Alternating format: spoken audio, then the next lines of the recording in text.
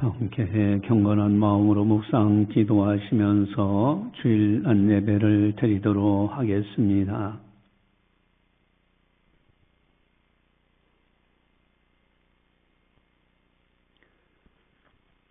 사랑하는 자들아, 너희가 이것을 바라보나니 주 앞에서 점도 없고 흠도 없이 평강 가운데서 나타나기를 힘쓰라. 하나님은 영이시니 예배하는 자가 영과 진리로 예배할지니라. 아멘. 사랑의 하나님 아버지, 감사합니다. 저희들을 사랑해 주시고 늘 보살펴 주심을 감사를 드립니다. 아름다운 약속의 나라 천국을 바라보며 주님 배울 그날까지 점도 없고 흠도 없이 살아가는 우리들이 다 되게 하여 주시옵소서. 주의 말씀을 가까이 하며 주님께 영광 돌리며 살아가는 복된 생이 되게 하여 주시옵소서. 이 시간을 통하여 성부, 성자, 성령 하나님께서 영광 받아 주시옵소서. 감사하고 예수님의 이름으로 기도드리옵나이다. 아멘. 찬송가 19장입니다.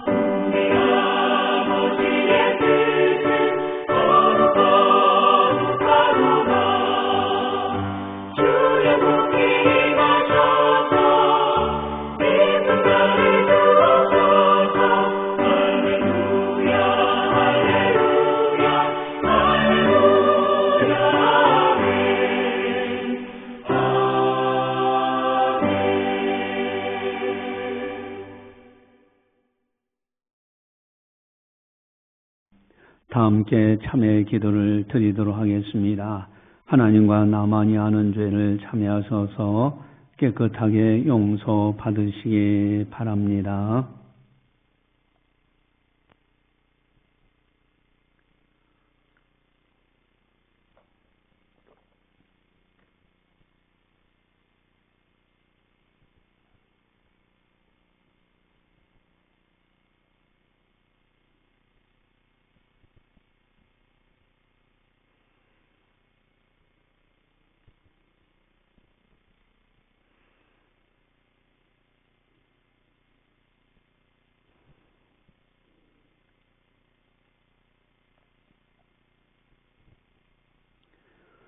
너희가 어떠한 사람이 되어야 마땅하냐. 거룩한 행실과 경건함으로 새하늘과 새 땅을 바라보라. 아버지 하나님, 감사합니다. 참여할 수 있는 믿음도 주시고 기회도 주시어서 주님 앞에 참여함으로 깨끗하게 용서받을 수 있도록 인도해 주심을 감사를 드립니다. 이제 마지막 때가 가까워 있는 줄 압니다. 우리 어떤 사람이 되어야 마땅한가.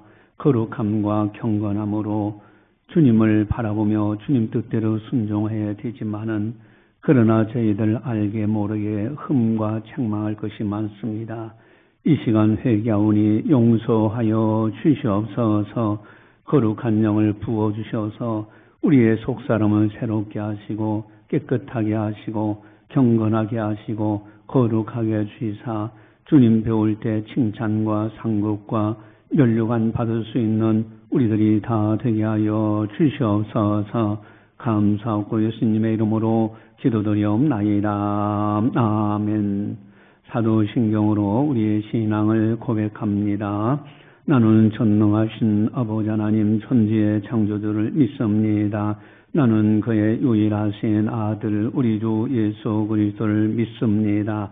그는 성령으로 잉태되어 동정녀 마리아에서 나시고 본디오 빌라도에게 고난을 받아 십자가에 못 박혀 죽으시고 장사된 지 사흘 만에 죽은 자 가운데서 다시 살아나셨으며 하늘에 오르시어 전능하신 아버지 하나님 우편에 앉아 계시다가 거기로부터 살아있는 자와 죽은 자를 심판하러 오십니다. 나는 성령을 믿으며 거룩한 공교회와 성도의 교제와 죄를 용서받는 것과 몸의 부활과 영생을 믿습니다. 아멘. 찬송가 179장입니다.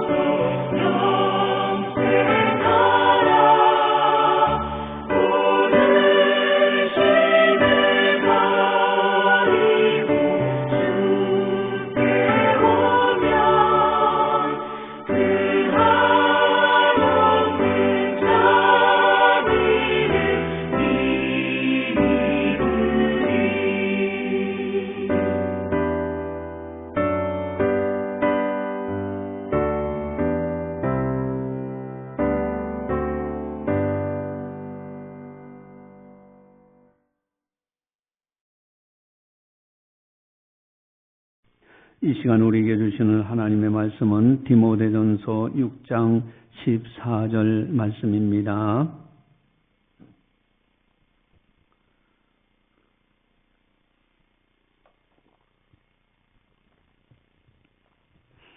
이 말씀을 봉독할 때 살아계신 하나님의 말씀으로 들으시기를 바랍니다. 우리 주 예수 그리스도께서 나타나실 때까지 흠도 없고 책망받을 것도 없이 이 명령을 지키라. 아멘. 우리 교회가 생명의 삶, 여러분 큐티집을 가지고 각 개인이 다 큐티하고 있고 또 그룹으로 만나서 은혜를 나누고 있는 줄 압니다. 특별히 이 생명의 삶 7월호는 184페이지에 나눔 소식 소그룹 3과가 있습니다. 오늘은 그 말씀을 토대로 해서 하나님의 말씀을 들으려고 합니다. 특별히 오늘 설교 제목은 우리 주 예수께서 나타나실 때까지라는 제목이에요. 우리 주 예수께서 나타나실 때까지, 우리 주님 다시 이 땅에 오실 때까지 어떻게 살아야 되느냐. 다른 말로 표현하면은 우리 주님 배울 때까지라는 말로 표현할 수가 있어요. 우리 주님을 언제 배울 수 있을까? 오늘 밤이나 내일이나. 여러분, 언제 우리 주님 다시 오실지 아무도 몰라요. 그러나 사모하는 마음이 있는가? 늘 주님을 사모하면서 오늘이라도 오신다면 아멘 주 예수여 어서 오시옵소라고 주님 맞을 준비해야 되지 않는가? 그래서 오늘 14절에 아주 중요한 교훈을 말씀하시는데 우리 14절 함께 보도록 하겠습니다. 14절 같이 봅니다. 우리 주 예수 그리스도께서 나타나실 때까지 흠도 없고 책망받을 것도 없이 이 명령을 지키라. 아멘. 우리 주 예수 그리스도께서 나타나실 때까지, 그때까지 어떻게 살아야 되는가? 여러분, 주님의 재림, 다시 오시는 그 믿음, 그 신앙, 요즘 문화 문명이 극도로 발달하는 시대에 살고 있습니다. 재림 신앙이 거의 없어진 시대가 아닌가? 주님 다시 오신다 할지라도 무감각한 시대가 아닐까? 마치 노아의 홍수 시대의 모습은 아닌가? 여러분, 물로 심판하시겠다고 노아에게 말씀하셨는데 120년이 걸렸어요. 여러분, 말씀하시고 바로 이루어졌더라면 사람들이 경각심을 갖지요. 근데 1년이 지나도 아무렇지도 않아. 2년, 10년, 100년이 지나도 아무렇지도 않아. 120년이 돼서 하나님의 때에 물로 심판하십니다. 그래서 노아의 때와 같다. 인자의 임함도 그렇다. 그래서 마태복음 24장 37절 39절에 노아의 때와 같이 인자의 임함도 그러하다라고 말씀하시면서 하시는데 우리 주보지에 나와 있습니다. 마태복음 24장 37절에서 39절 말씀입니다. 같이 보겠습니다. 노아의 때와 같이 인자의 임함도 그러하리라. 홍수 전에 노아가 방주에 들어가던 날까지 사람들이 먹고 마시고 장가들고 시집가고 있으면서 홍수가 다 나서 그들을 다 멸하기까지 깨닫지 못하였으니 인자의 임함도 이와 같으리라. 아멘. 예수님이 다시 오신다 말씀을 우리는 알고 있어요. 1년이 지나도 100년이 지나도 1000년이 지나도 그대로네. 여러분, 노아의 때와 같이 그렇게 되지 않겠습니까? 시집가고 장가가고 먹고 마시고 일상생활에 그저 이런데 무슨 예수님의 재림이 있느냐? 여러분, 120년간을 기다렸던 그 당시 노아의 당시 시대와 오늘날 예수님의 재림을 기다리는 이 시대를 한 번쯤 비교해 보자고요. 여러분, 세상의 죄악이 관영했던 시대 아닙니까? 오늘날은요 아주 뛰어나서 인터넷상으로도 이제 죄악이 관영해요. 오프라인뿐만 아니라 온라인까지도 죄악이 관영한 시대 아닙니까? 그러나 노아는 어떻게 살았을까? 당대의 죄악이 관영해서요. 사람이 항상 그 계획하는 것이 악할 것임을 보시고 사람 지으신 것을 하나님이 한탄하셨다고 성경은 말씀하십니다. 그리고 마음에 근심하게 이르시되 내가 창조한 사람을 내가 지면에서 쓸어버리되 사람부터 시작해서 가축과 기는 것 공중의 새까지도 다 심판해버리겠다는 거예요. 내가 그것을 지었음을 한탄하니라고 창세기 6장 5절 9절에서 말씀하고 있습니다.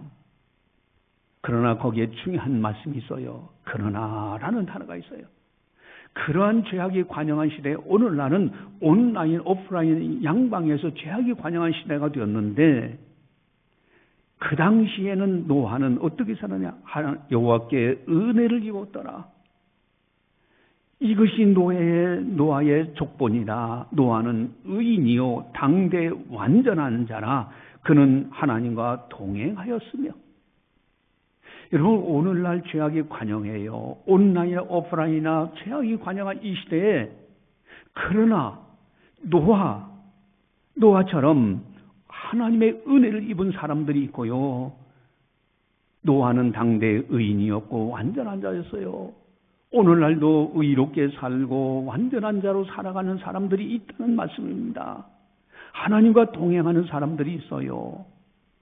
그래서 이 노아에 대해서는 히브리서 기자가 이제 역대 믿음의 선진들을 쭉 바라보면서 아브라함이 이렇고 모세가 이렇고 쭉 믿음의 선진들을 이야기하면서 노아를 딱 칭찬하실 때 뭐라고 말씀하실까?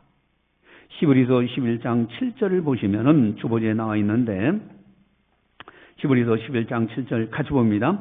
믿음으로 노아는 아직 보이지 않는 일에 경고하심을 받아 경외함으로 방주를 준비하여 그 집을 구원하였으니 이로 말미암아 세상을 정죄하고 믿음을 따르는 의의 상속자가 되었느니라. 아멘. 아직 보이지 않는 일에 경고하심을 받았지만은 끝까지 그 말씀대로 준비해서 마침내 그의 가족들은 다 살아나게 됐다는 말씀이에요. 의의 후사, 의를 따르는, 믿음을 따르는 의의 상속자가 되었다고. 여러분, 온라인과 오프라인의 세상의 죄악에 관영한 이 시대에 노아 같은 사람이 있느냐는 거예요.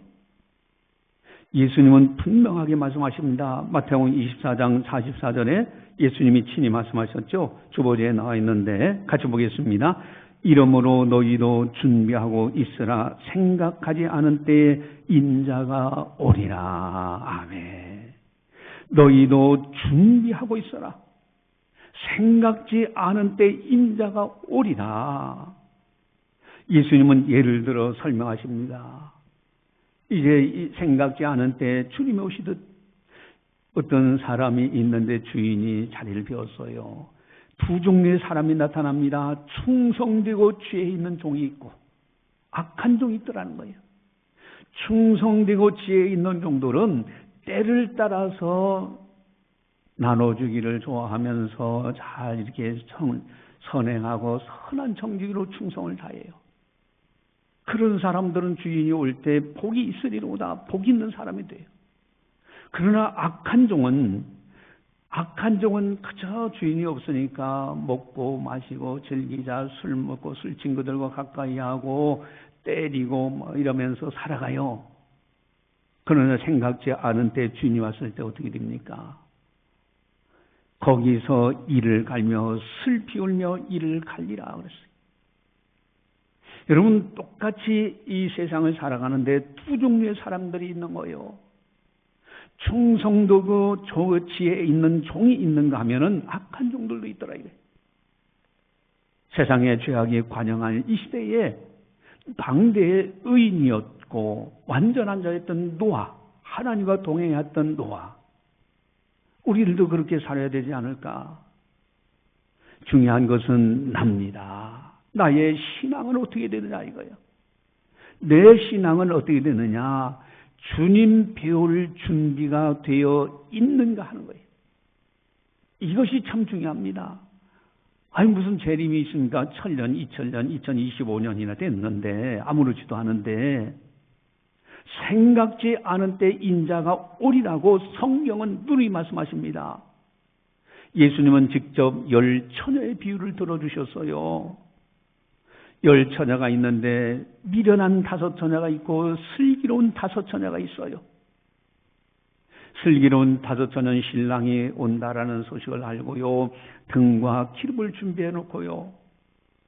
미련한 5처녀는 등은 있대 기름이 없어요. 준비가 안 됐어. 생각지 않은 때 신랑이 와요. 준비된 슬기로운 5처녀들은 혼인잔치에 들어갑니다. 그러나 미련한 5처녀는 기름이 준비가 안 됐어.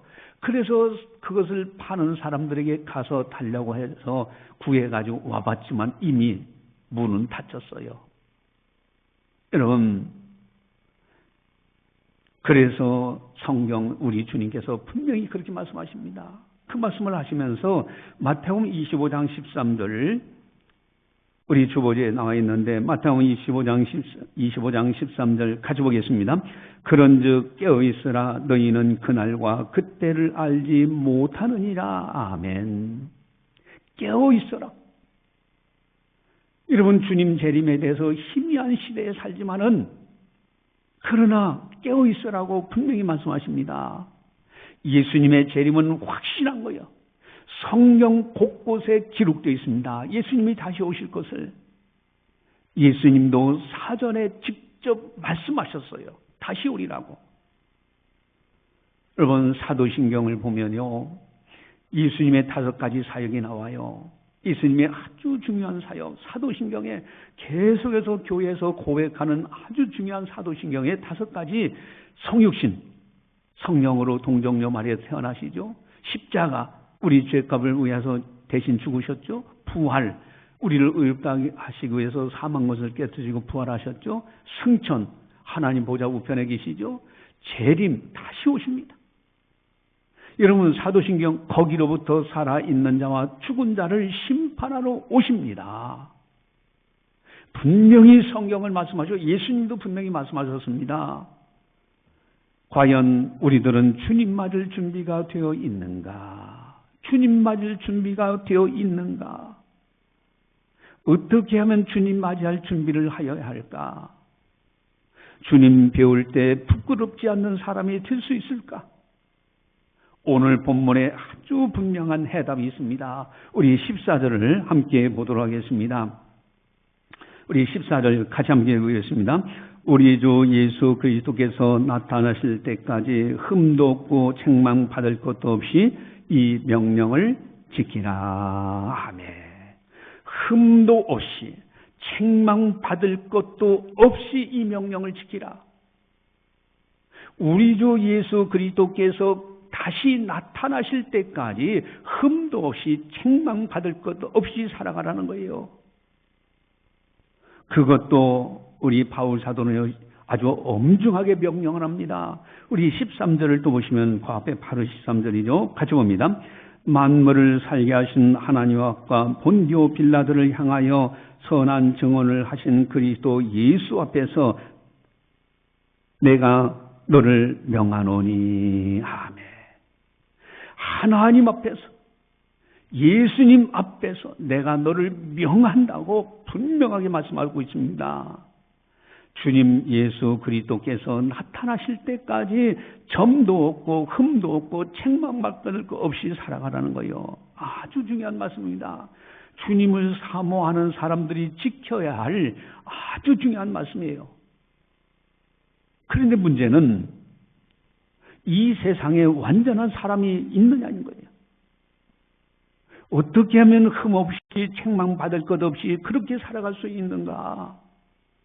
마음은 원이로되 육신은 약하지 않은가? 여러분, 본문에 중요한 비결이 있습니다. 완벽하기보다는 그 마음의 중심이 중요하다는 거예요. 여러분, 어떻게 하면 이 참으로 점도 없고 흠도 없이 책망받을 것 없이 깨끗하게 살아갈 수 있느냐는 거예요. 오늘 생명의 삶 배경, 84페이지 뒷편의 배경을 설명하고 있어요. 디모데전서 6장은 특별히 참된 경건이 뭐냐? 특별히 돈과 관한 이야기가 많이 기록됐어요. 그 설명이 그렇게 나옵니다. 왜냐하면 에베소라는 도시는 항구 도시입니다. 상업이 발달되어 있어요. 부자들이 많았고요. 빈부격차가 아주 심했습니다.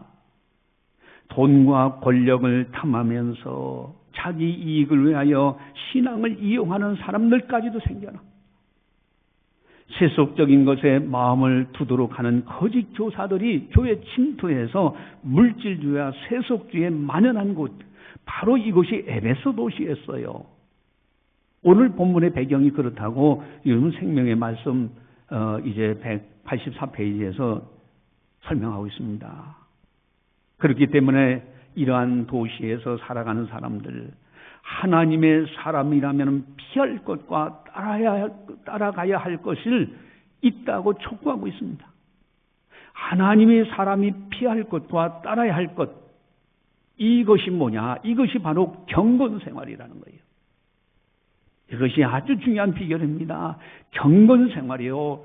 점도 없고 흠도 없이 책망받을 것 없이 살아가는 아주 중요한 비결은 경건 생활입니다. 주님 맞이할 준비하며 사는 사람들은 경건하게 살아야 됩니다. 참된 경건 생활, 주님 맞이할 준비하며 사는 사람의 모습입니다. 하루하루 경건하게 살면서 주님을 기다리는 신앙, 항상 주님만을 바라보고요, 주님을 기다리면서 하루하루 경건하게 살아가는 사람. 그렇다면 어떻게 하루하루 경건하게 살아가야 하는가? 여러분, 현대인들에게 경건생활 방해하는 아주 어마어마한 맘모수 같은 것이 있어요. 그게 뭘까? 특별히 주님 맞이할 준비를 못하게 하는 것이 있는데 그것이 뭘까? 만약에 경건생활에 힘쓰다가 주님 오신다고 하면 얼마나 기쁘겠습니까? 그러나 그 경건생활을 하지 못하도록 방해해 놓는 무서운 맘모수 같은 아주 큰 것이 있는데 그게 뭘까? 여러분, 특별히 경건하게 살지 못하게 만드는 커다란 문제, 그것이 뭘까? 한마디로 돈입니다. 돈에 대한 어떤 시각을 갖고 있느냐? 돈을 어떻게 관리할 것인가? 여기에 경건한 사람과 그렇지 못한 사람이 있더라는 겁니다. 여러분, 돈에 대한 시각, 돈을 어떻게 관리할 것인가? 여러분, 첫 번째 하나는요, 범사에 감사할 수 있는 경건, 범사에 감사할 수 있는 경건, 이것으로 살아야 돼요. 그 가운데 첫 번째는 우리 6절을 보시면은 6절 같이 한번 보겠습니다. 그러나 자족하는 마음이 있으면 경건은 큰 이익이 되느니라. 아멘. 자족하는 마음, 서로 만족할 수 있는 마음, 이것이 있을 때 경건에 큰 유익이 된다. 어떻게 자족하며 살아가야 되느냐? 7절, 8절에 나와 있어요. 우리 7절, 8절 가져오겠습니다. 우리가 세상에 아무것도 가지고 온 것이 없음에 또한 아무것도 가지고 가지 못하리니 우리가 먹을 것과 입을 것이 있은즉 족한 줄로 알 것이니라. 아멘. 우리가 태어날 때 가져온 것 내 것이 아무것도 없어요. 세상 떠날 때도 가져갈 수 있는 거 아무것도 없습니다. 다 놓고 가는 거예요. 받은 것도 없고 놓고 가는 것들입니다. 그저 지금 있는 것은 어마어마한 하나님의 은혜예요. 그저 감사할 뿐입니다. 여러분, 오늘날 살아가는 사람들 보면요, 옛날 왕들보다도 더 잘 살아요. 텔레비전이 있었습니까? 그 당시에 인터넷이라는 거 있었습니까? KTX라든가 비행기가 있었냐고요. 지금 이렇게 잘 살아가요. 이게 받은 것들이에요. 다 놓고 가는 겁니다. 여러분, 다 모든 것이요 입을 것과 먹을 것이 있으면 족한 줄 알라. 늘 감사해야 됩니다. 그래서 바울 사도는 강력하게 권면하는데 데살로니가전서 5장 18절 주보지에 나와 있습니다. 데살로니가전서 5장 18절 같이 보겠습니다.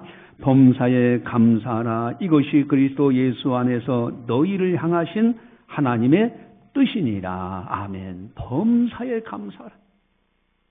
이것이 그리스도 예수 안에서 너희를 향하신 하나님의 뜻이라고 말씀하십니다. 하나님의 뜻, 범사에 감사하며 살아가는 것. 여러분, 돈과 연관해서 범사에 감사할 수 있는 경건. 여러분, 늘 모든 거 있는 것에 감사할 줄 알아야 돼요. 또한 두 번째로는요, 돈의 특성을 알아야 됩니다. 9절 10절에 나와 있는데 돈의 특성이, 돈이 어떤 존재냐, 우리 9절 10절을 같이 보겠습니다. 부하려 하는 자들은 시험과 올무와 여러 가지 어리석고 해로운 욕심에 떨어지나니 곧 사람으로 파멸과 멸망에 빠지게 하는 것이라. 돈을 사랑함이 일만하게 뿌리가 되나니 이것을 탐내는 자들은 미혹을 받아 믿음에서 떠나 많은 근심으로써 자기를 찔렀도다. 아멘. 부하려 하는 자들, 시험과 올무와 여러 가지 해로운 욕심에 떨어진다고 그랬어요. 파멸과 멸망에 빠져요. 이게 돈이라는 게 그래요. 부하려고 하는 사람들, 돈을 사랑함이 일만한 악의 뿌리. 여러분, 사람은 사랑의 대상이고 돈은 사랑의 대상이 아니라 관리의 대상인 거예요. 이것을 탐내는 자들은 미혹을 받아서 믿음에서 떠나 많은 근심으로써 자기를 찔렀도다. 여러분, 돈을 벌지 말라는 뜻이 아닙니다. 열심히 최선을 다하여 근면 성실하게 살아야 됩니다. 그러나 돈을 지나치게 사랑해서 욕심을 내고 탐을 내다 보면은 경건 생활이 다 흐트러지고요. 경건하게 살 수가 없습니다. 경건 생활을 하지 못하는 사람들은 한결같이 돈에 딱 묶여 있는 걸 봐요. 여러분, 돈이라는 것이 어떻습니까? 언젠가는 다 내 곁을 떠나는 거 아닙니까? 그래서 지각 있는 사람들은 돈에는 날개가 달렸다고 그래요. 날아가 버려, 어느 때는. 여러분, 이 돈과 연관해서 범사에 감사하며 성실하게 최선을 다해 살아가는 사람들, 이런 사람들, 범사에 감사할 수 있는 경건, 이것이 바로 주님 맞을 준비하는 사람의 특성인 거예요. 또한 두 번째로는요, 선한 싸움을 싸우는 생명력 있는 경건을 가져야 됩니다. 선한 싸움을 싸워야 돼. 이건 생명력 있는 경건입니다. 그저 나약하고 패배하고 그런 것이 아니라 선한 싸움을 싸우는 생명력 있는 경건. 어떻게 믿음의 선한 싸움을 할까? 12절을 보시면은 우리 12절 같이 함께 보겠습니다. 12절 같이 봅니다. 믿음의 선한 싸움을 싸우라. 영생을 취하라. 이를 위하여 네가 부르심을 받았고 많은 증인 앞에서 선한 증언을 하였도다. 아멘. 믿음의 선한 싸움을 싸우라. 영생을 취하라. 네가 이를 위하여 부르심을 받지 않았느냐? 하나님께서 만세전부터 너를 선택하시고 부르시고 거룩하게 하시지 않느냐? 많은 증인 앞에서 선한 증언을 하였지 않느냐? 이제는 믿음의 선한 싸움, 영생을 취해야 됩니다. 여러분, 그러기 위해서는 중요한 것이 먼저는 피하여야 할 것과 따라가야 할 것을 명확히 해야 돼요. 내가 피해야 될 것이 뭔가, 따라가야 될 것이 뭔가. 우리 11절을 보시면은 나와 있는데, 우리 11절 같이 한번 보겠습니다. 오직 너 하나님의 사람아, 이것들을 피하고 의와 경건과 믿음과 사랑과 인내와 온유를 따르며. 아멘. 오직 너 하나님의 사람아, 너는 하나님께 속한 사람 아니냐? 그러니 이것들을 피하고 탐내려는 자, 욕심으로 살지 말고 돈에 부하려는 자, 돈을 사랑하는 것이 아니라 사람을 사랑하고, 돈은 관리의 대상이다. 그래서 이런 욕심으로 살지, 이것들은 말라, 이것들을 피하라. 오히려 따라가야 될 것은 의롭게 살고 경건하게 살고 믿음으로 살고 사랑으로 살고 인내로 살고 온유를 살아라.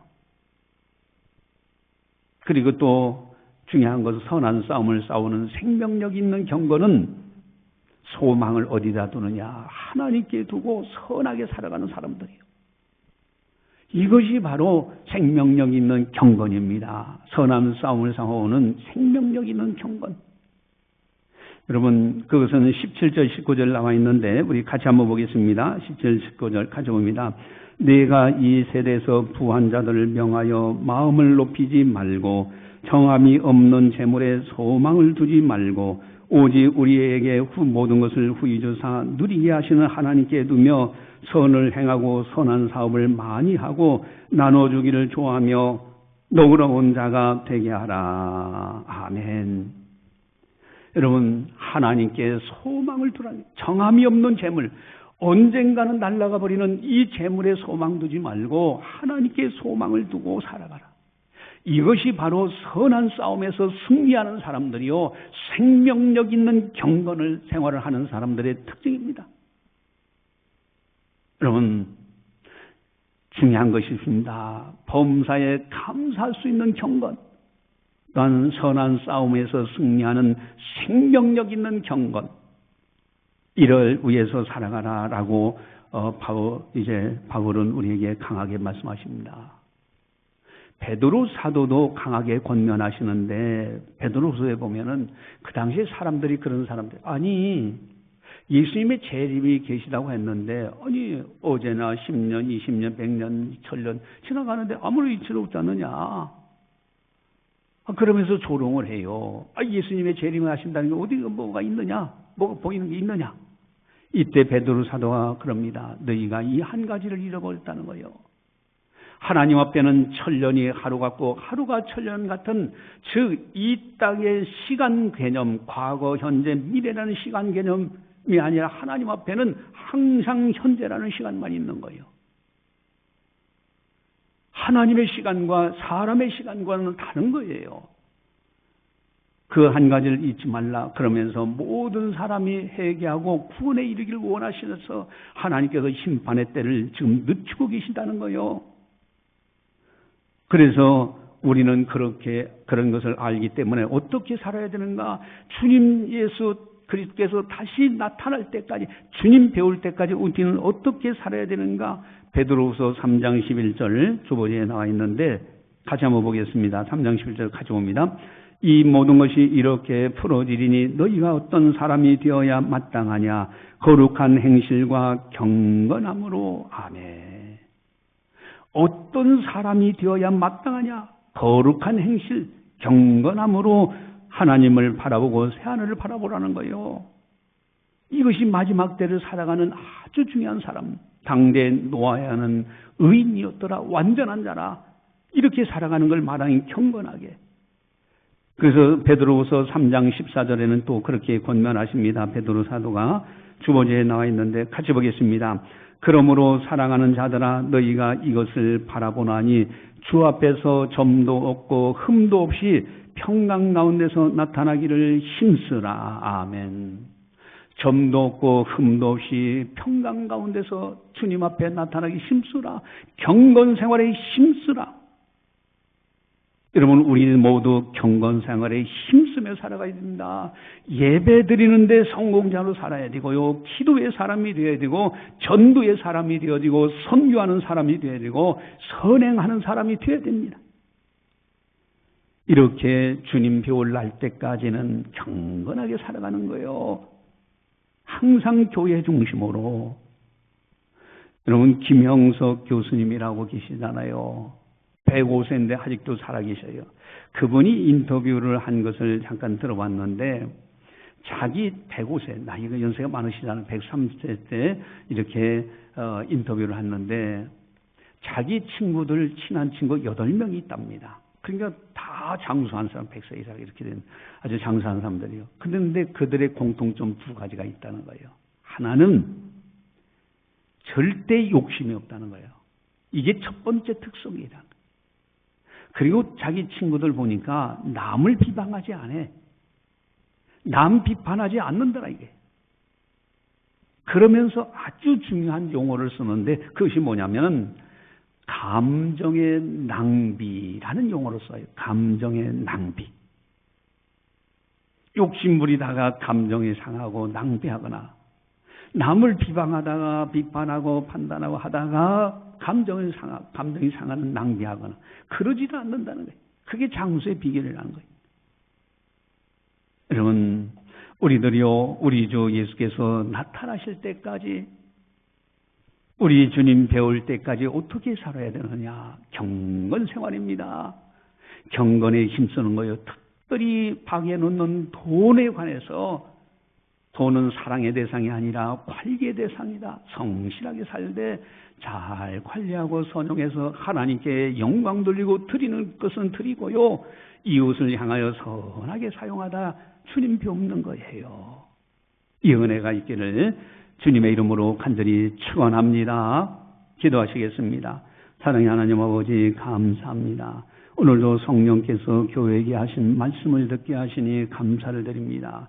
믿음으로 살고 경건하게 살고 특별히 우리 주님 배울 날 주님 앞에 부끄럽지 않는 우리들이 될 수 있도록 늘 경건 생활에 힘쓰는 우리 모두가 다 되게 하여 주시옵소서.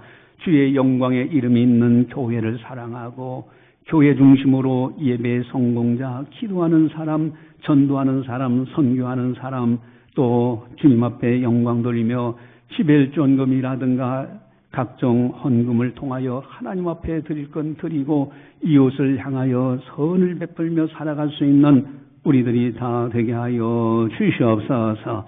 그리하여 주님 배울 때 칭찬과 상급과 면류관 받을 수 있는 우리들 다 되게 하여 주시옵소서. 감사하고 예수님의 이름으로 기도드리옵나이다. 아멘. 교회 소식을 전달합니다. 여러분, 생명의 삶 큐티집 여러분들 가져가서 매일 묵상하시는 걸로 알고 있어요. 가져간 분들은 꼭 묵상하셔야 됩니다. 그냥 버려두면은 그거는 하나님 앞에서 아주 바람직하지 못하죠. 그리고 그룹으로 나눔을 꼭 하시기 바랍니다. 교회 창립 31주년 행사를 하게 되는데 여러분들이 좋은 행사 아이디어가 있으면은 또 다른 교회 하는 거 있으면은 예산 관련하지 말고 예산은 하나님이 알아서 책임져 주십니다. 그래서 여러분들 좋은 아이디어 사업을 꼭 추천을 해 주시기 부탁을 드립니다. 우리 31주년 축하 행사로 인도의 장신교회 건축하는 선교 사역 지금 이제 참 잘 진행되고 있는데 여러분들 위해서 기도하시고 협력을 해 주시기를 부탁을 드립니다. 제17자 경건훈련이 8월 4일, 5일 월화 이렇게 합니다. 마가복음 4복음서 중에 최초로 쓰여진 책이고 누가복음은요 당시 의사로 지식층에 있는 사람이 썼던 책이에요. 그래서 누가복음까지 통독을 합니다. 전체 인강을 잡으며 통독을 하고요. 첫째 날은 보양식, 예를 들어 삼계탕이라든가 이런 것을 먹으면서 우리가 매년 이렇게 한 번씩 하는데 하고요. 둘째 날은 카레 혹은 짜장밥을 이렇게 먹도록. 그러나 이건 바꿀 수도 있고요. 차량 운행합니다. 그리고 전도 대상자들도 참여 가능합니다. 그분 우리 교회 나와서 전도하고 있습니다 하는 분들도 참석할 수 있어요. 개인 회비는 없습니다. 기관에서 찬조 부탁드리고요. 특별히 감사한 것은 박원희 내과 원장님께서 떡을 그 첫날 이제 떡을 대접하신답니다. 그래서 우리에게 보내주시는데 여러분들 위해서 그 병원과 원장님 위해서 기도 많이 하시기 바랍니다. 또 오늘 점심 식사 대접은 진도 농협협동조합 신우회에서 특별히 대접을 합니다. 여러분들 맛있게 또 드시고 또 기도해 주시고 협력도 해 주시기 부탁을 드립니다. 찬송가 180장입니다.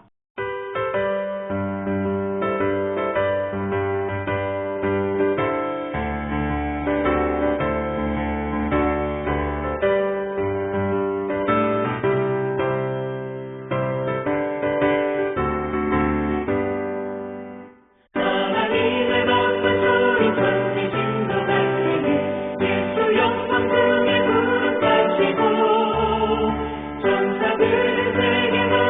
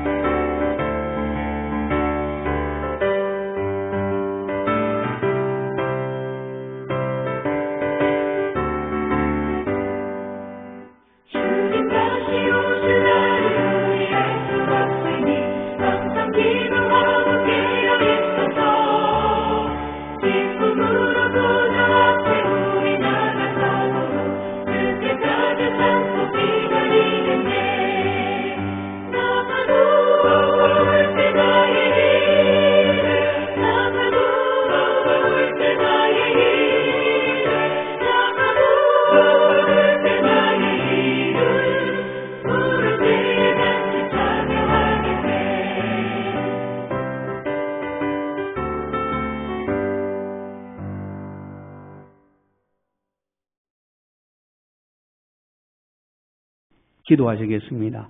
사랑의 하나님 아버지 감사합니다. 저희들을 늘 사랑해 주시고 보살펴 주심을 감사를 드립니다. 주님 오실 날 얼마 남지 않은 줄 압니다. 주님 오실 때 아멘 주 예수여 어서 오시옵소라고 고백할 수 있는 우리들 다 되게 하여 주시옵소서. 주님 배울 때까지 점도 없고 흠도 없고 책망받을 것 없이 거룩하게 살아갈 수 있는 우리들 다 될 수 있도록 인도하여 주시옵소서. 이를 위하여 경건 생활에 늘 힘쓰고 경건 생활에서 승리하는 우리 모두가 다 되게 하여 주시옵소서. 주님 은혜 감사해서 정성껏 10일 전금, 건축원금, 선교원금, 감사원금, 또 일천번제 여러 모양으로 드리고 또 인도 건축원금도 특별히 드립니다. 주님 이 모든 경건의 예물들을 받아 주시옵소서. 아름다운 손길들에게 하늘의 아름다운 복을 활짝 여시고 하늘의 신령한 사들과 땅의 기린 면복으로 채워 주시옵소서. 이제는 우리 주 예수 그리스도의 은혜와 하나님 아버지의 무한하신 사랑하심과 성령님의 감화 교통 역사 교제 인도하심이 거룩한 날 맞이하여 하나님 앞에 나와 예배드리는 모든 성도들 머리 위에 섬기는 가정과 직장과 사업장과 교회와 나라와 민족 위에 세계 만방의 복음을 전하는 선교사님들 사역 위에 이제로부터 영원까지 함께 하시기를 간절히 축원하옵나이다. 아멘.